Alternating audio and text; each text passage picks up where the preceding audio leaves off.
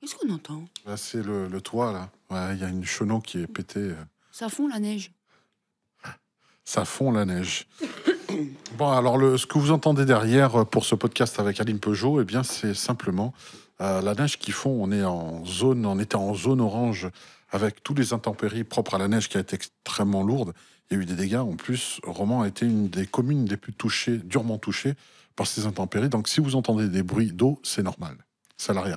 Bonjour Aline. Bonjour Didier. Voilà, nous sommes ensemble. Alors, on va jouer franc jeu. C'est vraiment aujourd'hui un podcast totalement comme d'habitude, toujours dans la vérité des choses, parce que toujours pareil, hein, vous savez qu'il y a des studios. Cast est une version off, on va dire, de ce que l'on fait en émission. Il y a les émissions et il y a ce qui se passe entre les émissions. Et on dirait que, on dirait pas, c'est tout à fait le cas, que des studios casques et l'entre-deux des émissions. On voit ce que vous ne voyez pas, d'ailleurs, vous n'entendez rien, puisque vous ne voyez rien puisque vous entendez tout. Voilà, c'est plutôt ça. Je commence même à m'embrouiller. C'est pas grave. Allez, on va rattraper tout ça. Alors Aline, tu es dans un état extrêmement fatigué, on va le dire. Oui, je suis vraiment presque au bout de mes limites. J'ai... Ah mince, le téléphone qui sonne. C'est normal, c'est la vie. J'ai mes oreilles, surtout celle de la gauche, qui était percée la dernière fois, là, quand j'avais fait un post où j'avais fait une conférence à 40 degrés de fièvre avec un tympan percé. Elle recommence à me faire mal parce que je traîne une sinusite depuis mon TEDx.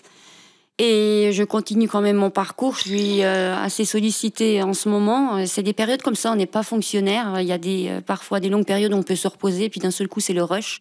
Et on ne peut pas se permettre de refuser, puisqu'on a sollicité cette demande. Donc, quand elle est là, on n'a pas forcément le choix quand ça se présente, mais il faut être là pour y répondre. Donc, je sors d'un stage magnifique en Savoie. J'avais mis mes pneus neige pour aller en Savoie en pensant que j'en aurais besoin là-haut, mais finalement j'en ai eu besoin dans la Drôme. Près de chez Didier, il y avait des routes avec encore un peu de neige. Et j'aurais voulu rester parmi vous ce soir pour participer à l'émission avec Alain Guyot, que j'apprécie beaucoup, qui est quelqu'un de très enrichissant, qui a un regard très, très pertinent, cohérent sur les choses. Et je crois que je vais partir avant pour pouvoir rentrer chez moi. J'ai un peu plus de 4 heures de route. Je lui ai laissé mon livre et mon CD dédicacé et je m'excuse vraiment auprès de lui de le croiser comme ça, mais on aura l'occasion de se revoir. Alors c'est vrai qu'il y a les protocoles, il y a les convenances, comme on dit, mais là, ça dépasse l'entendement. Tu es vraiment dans un état... Tu as les yeux très brillants, Oui. Mal à la tête, une barre, mal à l'oreille. Il y a plein de choses qui vont pas. Donc le corps est en train de dire, tu es à tes limites. Et là, je crois qu'il est temps que tu prennes un peu de repos. Ça va être compliqué. C'est ça, je suis très fatiguée et je pense que ça serait du suicide que d'attendre 21h ou après l'émission même pour repartir, pour faire mes 4 heures de route. Parce que cette semaine, j'ai pas une minute à moi. Ah oui, alors je vais vous dire quelque chose qui s'est passé pendant ce stage en Savoie. Je me suis explosé une dent. En mangeant une noix, je précise, sans la coquille. Et elle est partie en morceaux, mais c'est une dent qui a été très très mal rafistolée et très mal soignée. Donc ne cherchez pas la signification de la perte de dents, c'est pas la peine. Elle était tout simplement foutue depuis un long moment et très mal réparée. Tu m'as montré le morceau, il est conséquent. Il est énorme et dans ma poche parce que je suis en colère contre mon dentiste. Parce que, encore une fois, c'est quelque chose qui m'a laissé en rade à un moment où j'ai pas le temps d'aller me faire soigner. C'était vraiment pas le moment qu'elle me lâche et c'est très sensible au froid, à l'air. Et comme je fais une activité où je parle beaucoup, c'est vraiment désagréable, mais bon, on s'y fait. Et ouais, ça aurait été du suicide. Donc toute la semaine sollicitée au niveau des médias, pas mal d'interventions à faire, des articles à rendre. Et je repars pour un stage sur Honfleur vendredi matin avec 7 heures de route, puisque j'ai une conférence le vendredi soir. Et après ce stage de Honfleur, je rentrerai pas directement chez moi. Je fais une halte sur Paris où je dois retrouver Elina Dumont et faire un direct sur Air Show Radio de 18 à 20 heures, je crois. Donc, il faudra que je dorme sur place avant de pouvoir enfin réintégrer mes appartements. Et je pense que là, ça va un petit peu se calmer. Et les prochains stages se dérouleront depuis le centre à la maison. Alors, ça, dans ton fief. Voilà, ça sera beaucoup plus reposant. Comme tu l'as dit dans plusieurs posts à Facebook et sur ton site, c'est vrai que tu es venu aux personnes jusqu'à chez eux, jusqu'à leur porte, on peut dire ça, à plusieurs reprises. Tu as sillonné la France entière quand même pour transmettre tes connaissances, les stages, ouvrir les personnes à la médiumnité, à l'intuition, à la paix intérieure et puis maintenant récemment le stage sur l'intelligence holistique que tu vas en fait inaugurer chez toi dans ton fief. Maintenant, il est temps que les gens viennent à toi. Voilà, surtout que je vais être amenée à encore bouger quand même à côté pour d'autres activités dont j'ai un peu survolé les grandes lignes, aller au contact des gens à travers dans des écoles, dans des hôpitaux. Mais tout ça, on en parlera ensemble avec Didier parce que il fait partie maintenant un peu de ce projet, mais tout n'est pas encore bien cadré, donc on ne peut pas bien expliquer encore.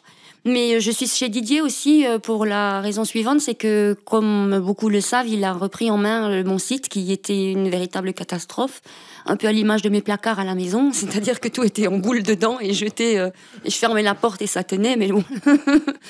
Et maintenant, pour décharger Didier de la maintenance de ce site, même s'il il se propose toujours d'y être, il a aussi énormément de choses à faire de son côté, je vais essayer de reprendre la main. Donc c'est une mini-formation que je fais aujourd'hui à ses côtés, pour pouvoir être à même d'être indépendante et de faire perdurer ce magnifique site. Parce que la semaine dernière, j'ai essayé de faire quelque chose, mais juste un petit bouton. Et en fait, quand Didier a été voir mon site, il s'est dit, mais qu'est-ce qu'elle a fait? Et puis c'était irrécupérable, en fait, ce que j'ai fait. Donc c'était une véritable catastrophe. Voilà, on a pu rattraper le tout. Et justement, c'est pour te rendre l'autonomie à nouveau. Bon, sachant que tu pourras toujours compter sur moi, tu le sais très bien. Oui. En cas d'urgence, il n'y a pas de problème avec ça. Voilà, en fait, pour l'actualité, on va dire, de ce qui t'arrive, c'est pas non plus rien. On précise, tu pars en fleurs. Et là, d'habitude, tes stages sont d'un maximum de 2 jours, sauf qu'en fleurs, tu pars 3 jours, comme tu l'as dit. Tu précises, il y a une première soirée, je crois, c'est un vendredi, Voilà. où tu fais une conférence et ensuite tu enchaînes sur le stage. Donc, c'est 3 jours non-stop en fleurs. C'est quand même assez exceptionnel. Et derrière, tu ne rentres pas directement chez toi. Donc, le repos, pas de repos pour les guerriers, comme on dit. Voilà. Comment tu te sens? Hyper heureuse, hyper nourrie. Il faut pas croire que je suis en train de subir quoi que ce soit. C'est simplement que le physique ne suit pas, mais l'envie est toujours aussi là. C'est une passion, c'est une vocation. Ça me nourrit de voir les gens qui se transforment à travers ces stages. Ça me nourrit de voir qu'on accueille mon message et que ça effectue des réparations, des déclics à l'intérieur des personnes. J'ai rien à prouver, j'ai rien, ni à moi ni à personne. C'est véritablement une envie, c'est un moteur. On l'avait vu tout à l'heure quand on travaillait sur un texte. C'est un moteur inépuisable. Le problème, c'est que le corps physique ne l'est pas inépuisable. Et là, je suis en train de puiser dans des ressources et je sens que je suis en train de tirer une ficelle et qu'elle risque de péter. Voilà. Il ne faut pas se mettre en danger pour autant. C'est pour ça qu'il est urgent que tu partes après ce podcast et cette formation pour que tu puisses rentrer chez toi tranquille, sachant qu'il y a quand même 4 heures de route, hein, c'est pas rien. Tout à fait, et puis c'est tant mieux si vous ne me voyez pas, parce que Didier et Régis ont eu un peu pitié de moi quand ils m'ont vu. C'est vrai que je fais peine à voir, j'ai une triste mine, et moi qui suis assez un poids plume déjà en général, Didier a quand même remarqué que j'avais encore perdu du poids. Oui, donc il faut fait remarquer que par rapport aux pommettes, elles étaient un peu plus saillantes, je l'ai vu à ça, ouais, en effet. Donc, stop, je vais rentrer un peu plus tôt et dormir. Et demain matin, à 9h15, être à mon rendez-vous très fraîche. Voilà. Donc, évidemment, on va éviter toutes les effusions d'empathie, de sympathie. Oui, non, tout va bien. Tout va. Je suis juste épuisée. Hein. Voilà. Elle va prendre soin d'elle et elle sait parfaitement prendre soin d'elle. Tu connais en fait les dispositions que tu as à prendre déjà. Hein. Rendez-vous avec le dentiste a été pris par ton mari. Je remercie mon mari qui assure l'intendance, même de mes dents à distance. On embrasse Jean-Michel au passage. Voilà, un gros bisou à lui. Alors, au niveau des projets, ensuite, là, on va dire, tu es pris jusqu'à fin décembre. On va dire, ça va être très, très, très chargé. Il y a déjà du programme pour 2020, mais c'est exceptionnellement la charge de travail qui pèse sur tes épaules est assez conséquente jusqu'en fin décembre. Est-ce que ce sont les festivités? Est-ce que les gens se réveillent en fin d'année? C'est quoi le... Je pense que mon message colle à l'actualité, surtout. Donc, ça a réveillé des intérêts, des demandes par rapport à mon témoignage, par rapport à mon regard sur certains faits d'actualité. Notamment, il va y avoir une marche pour les femmes le 23 novembre. Donc, on m'a demandé de faire un article en exclusivité sur les violences conjugales, qui sont quelque chose que j'ai expérimenté moi-même. Donc, j'apporte mon regard.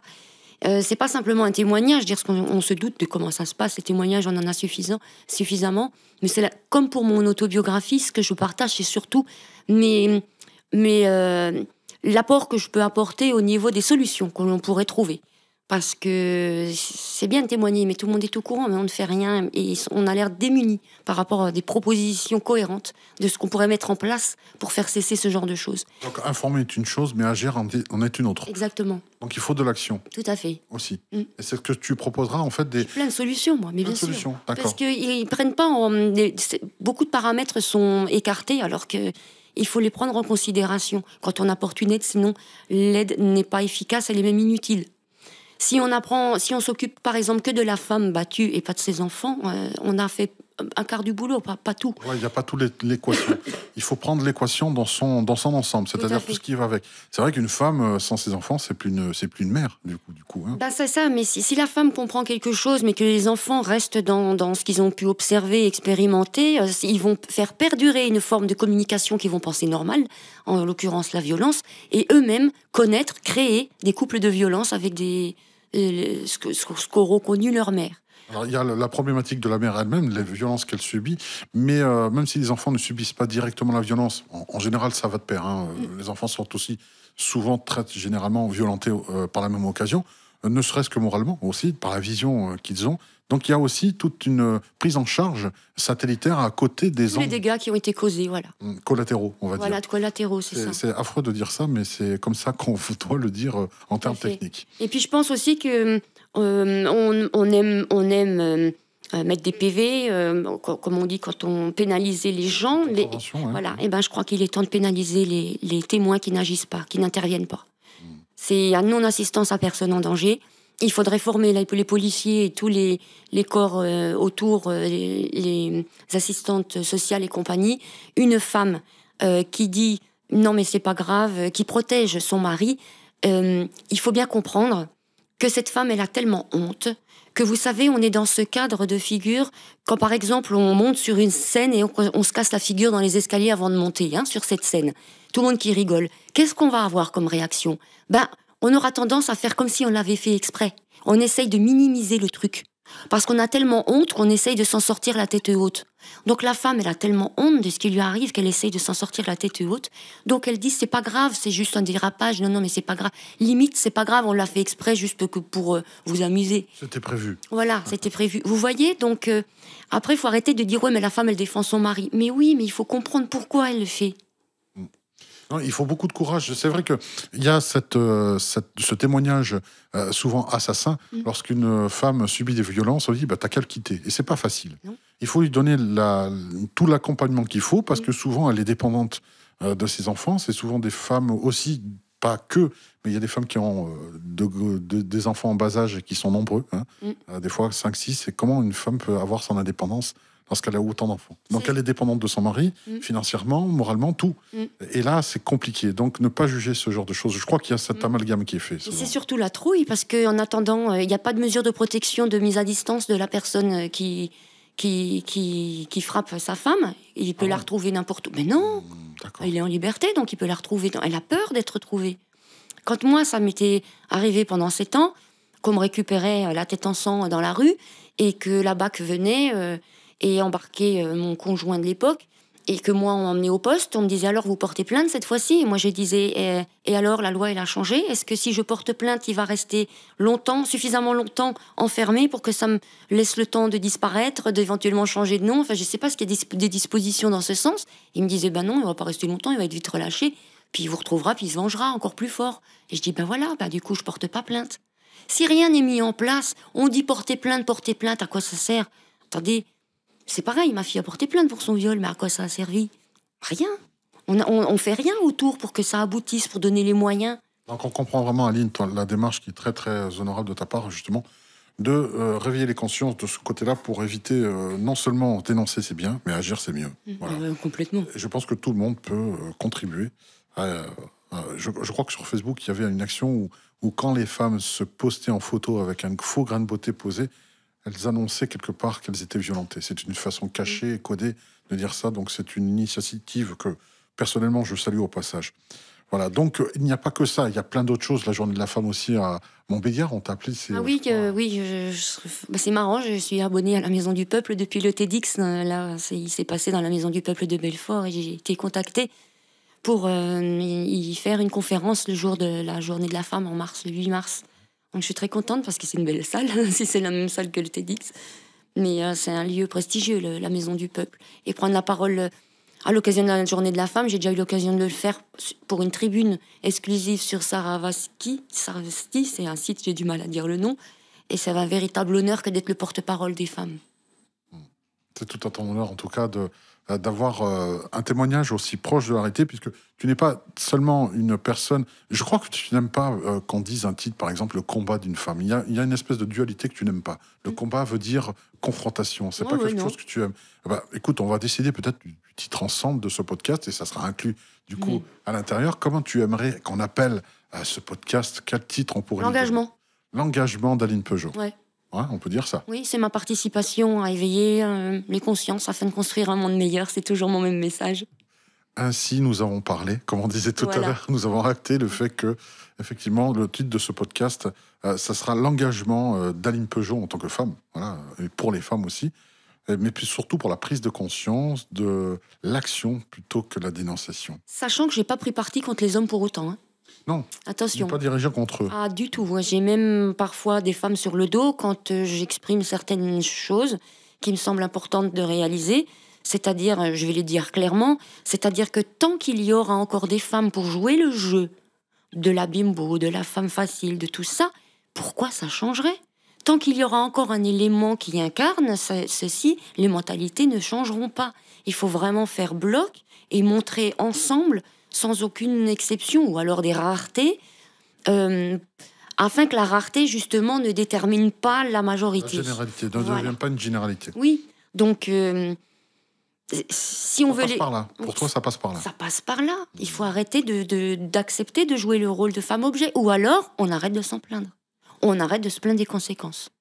Je pense que par rapport à ça, je crois que tu avais fait un post de ce type-là. Tu as eu quand même des réactions assez exacerbées parce qu'elles pensaient que ça touchait à leur liberté. Or, ça touchait au respect plutôt. Oui. Hein, c'était une façon d'être respecté. Mais j'ai l'impression que les gens font cette confusion et la frontière est très mince entre la liberté et le respect de soi. C'est compliqué.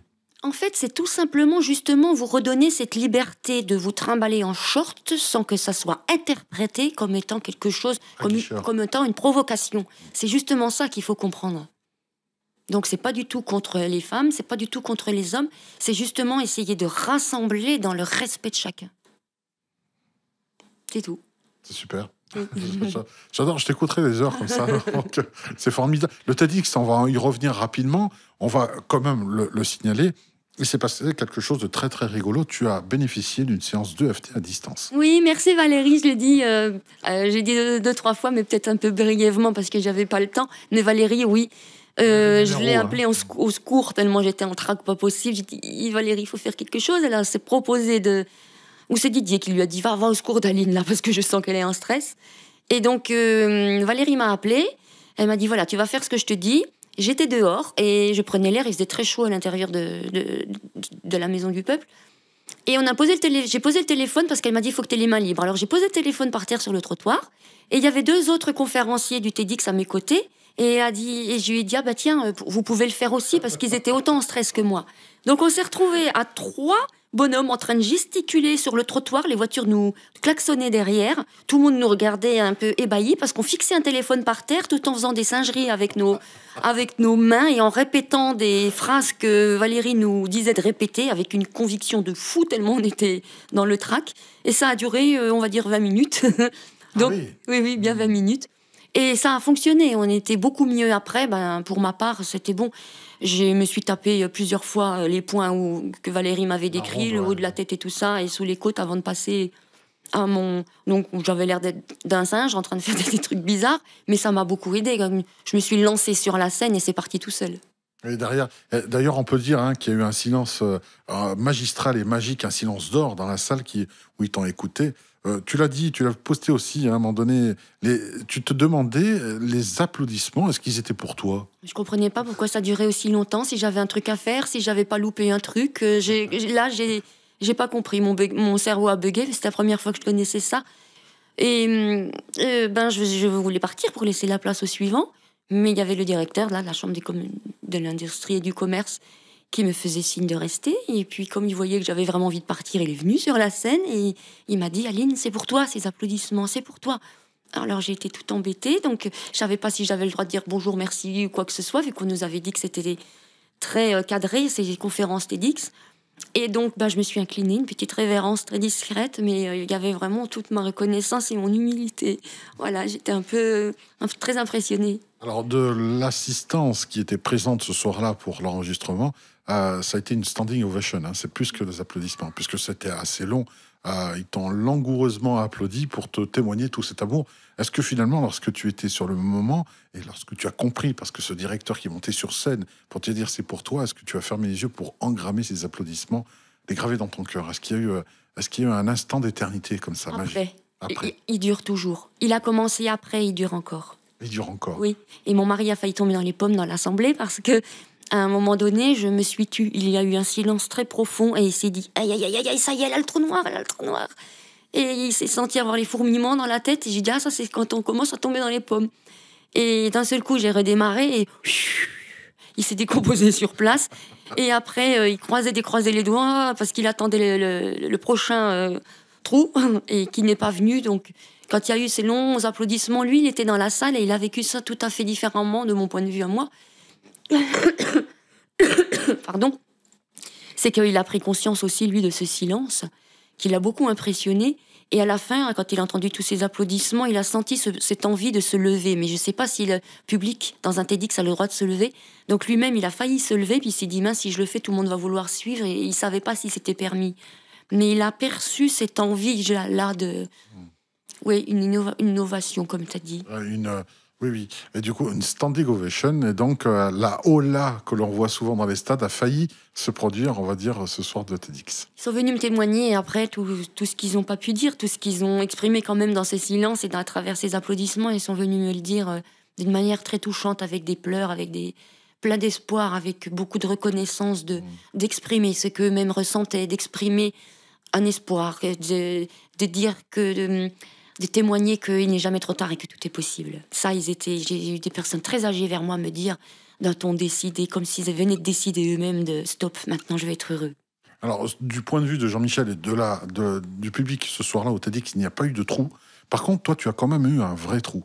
Dans le sens où, finalement, aujourd'hui, tu serais incapable de redire ce qui a été dit dans l'exactitude des choses, puisque il y a eu ce qu'on appelle le dépassement de soi, à un moment donné, où tu étais là sans être là, tout en disant ce que tu avais à dire, mais tu en as dit même plus que ce qui était prévu à l'origine. Ça a été une petite mort, le chant du cygne, en fait. Là, j'étais tellement mort de trouille que...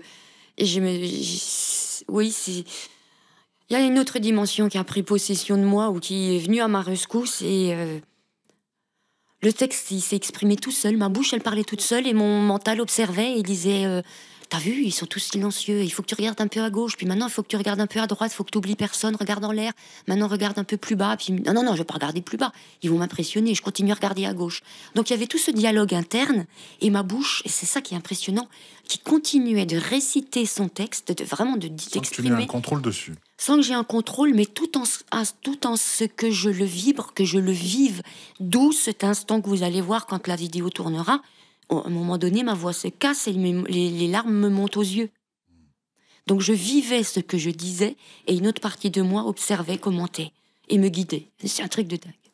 Donc, comme on l'a dit, on en a parlé en off au téléphone déjà bien avant ce podcast. J'avais l'impression, lorsque tu me témoignais ça, puis on en a parlé aussi avec ton mari assez longuement, avec Jean-Michel, c'est vrai qu'il y a eu un avant TEDx et il y a un après qui perdure quand même. Les choses ne se seront plus jamais pareilles. Tu m'as donné un mot qui m'a percuté. Tu m'as dit, ça a changé quelque chose en moi. Je l'ai senti dans mes propres cellules, à l'intérieur de moi. Oui. Ça t'a transformé, vraiment à ce point. Oui, j'ai pris conscience de ma valeur. Il était temps, Comme quoi, hein, J'ai pris conscience de mes possibilités, de ma valeur, de ma légitimité. Et que cette prise de conscience, maintenant, m'interdit de douter, en fait. Autant peut-être il y en a qui me trouvaient fonceuse, courageuse, tout ça. Et là, je peux vous affirmer que c'était rien par rapport à ce dont je suis capable aujourd'hui. Donc un moment extrêmement fort que vous pourrez revivre lorsque le TEDx va sortir. Il faut aller compter un mois, c'était le 8 novembre dernier, donc on peut espérer ça vers le 10 décembre à peu près, une première diffusion exclusive. Donc ne ratez pas cette diffusion-là, sachant que derrière on voit la profondeur vraiment de ce qui s'est passé, ça t'a transformé profondément, on va le dire. Mais tu en témoignes aussi à un moment donné, juste pendant les répétitions, où c'était touchant, On peut dire que c'est le tout premier diplôme qui t'a été délivré par le TEDx. Raconte-nous un peu ça. Oui, ça m'a beaucoup chamboulé parce que les organisateurs, les directeurs de la Chambre du commerce ont beaucoup insisté en disant: Aline, tu es certifiée, tu es qualifiée maintenant, speaker TEDx, ce n'est pas rien. Mets ça en avant, utilise-le. C'est bon pour toi, c'est très bien.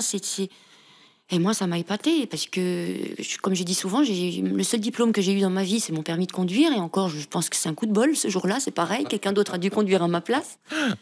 Et c'est surtout au niveau de comment on dit, le code. Moi qui suis incapable d'enregistrer quoi que ce soit, le code, je sais pas comment j'ai fait pour l'avoir du premier coup. La conduite, ça va, je suis quelqu'un d'action.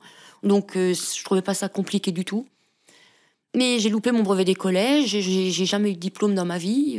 Et là, d'avoir une qualification, eh ben oui, on se sent intégré la cour des grands, si je puis dire, sans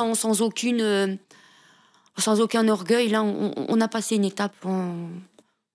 Il y a un professionnalisme qui est reconnu, et c'est assez énorme pour qu'une autodidacte comme moi. Ça fait des années que tu sillonnes la France, on l'a dit tout à l'heure, oui. de conférences, et aujourd'hui, c'est quand même une consécration qui est bien méritée, en tout cas. Donc, on va te rendre justement à ta famille, auquel tu vas rendre. Tu vas prendre la route dans pas longtemps d'ailleurs. On s'excuse encore pour Alain Guillot pour ce soir. Ça aurait dû être programmé comme ça, mais les choses ont fait de manière exceptionnelle. C'est vrai, tu es malade et tu vas prendre soin de toi. Tu vas bien te reposer. Il y a là-dedans, il y a l'otite, il y a plein de choses qui vont faire que tu vas bien te reposer. Et puis, on t'espère de retour rapidement parmi nous et en forme surtout. Oui, j'ai cette capacité de reviviscence, de renaissance très rapide. Donc, voilà. C'est comme les enfants, en fait, qui se remettent. On s'est dit, oh punaise, ils se remettent vite, là, les gamins. Oui, en 2 jours, c'est au top. Donc, s'il y en a qui se demandent à quoi tu carbures, c'est de l'eau de là-haut. Hein, voilà, c'est ça. Merci à toi, Aline. Merci, Didier. Merci à vous tous. Bonne route. Merci.